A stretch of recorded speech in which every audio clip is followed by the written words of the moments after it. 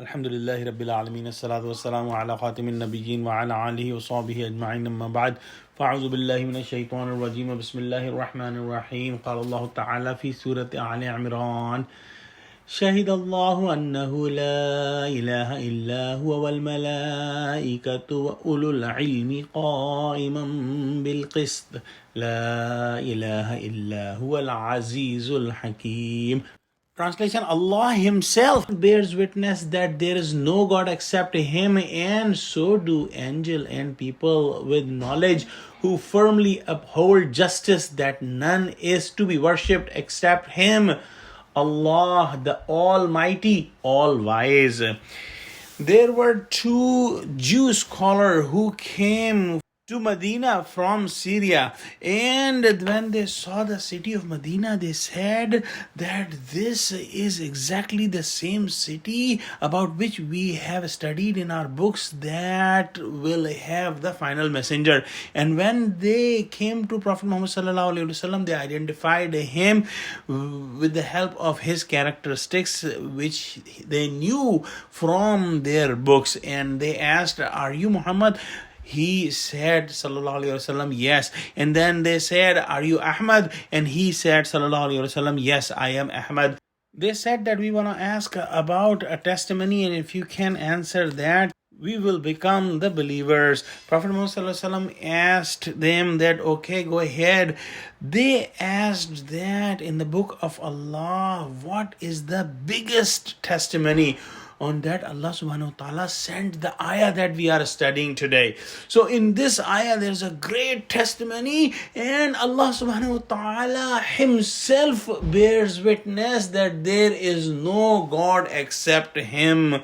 And then the angels' testimony is mentioned, that they also say that there is no God except Allah. The angels are the slaves of Allah, and they are very near to Him, and they are free from any sins or any injustice. So today's ayah, the third witness is the people of knowledge, the ulul ilm, and these people are those who are the prophets and the people who follow the prophet.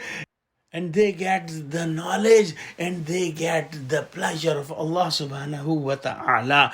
It's very important to understand that people who are doing the worldly research in the fields of medicine, in the field of physics, chemistry, or whatever field you can talk, if they cannot reach the Creator by doing the research on the creation, their knowledge is not pure, their knowledge is not real, they are misguided, because the biggest guidance is to be aware of our Creator and to try to connect to our Creator. So no matter how big a scientist is, if he is not able to find the Creator of the creation, or he is not able to connect with the Creator of the creation, his research is useless, because it will not give him any benefit in the real life.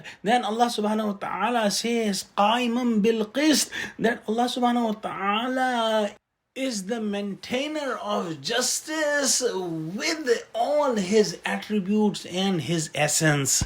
And in the end, Allah subhanahu wa ta'ala says again, La ilaha illa huwa, that there is no ilah, no God except Him, and He is Al-Aziz, the one with the absolute power, and Al-Hakim, the one with the absolute wisdom. As per political science axiom, authority tends to corrupt, and absolute authority or power corrupts absolutely. But here Allah, the absolute authority, is with His absolute wisdom. So there is no chance of any injustice or any corruption.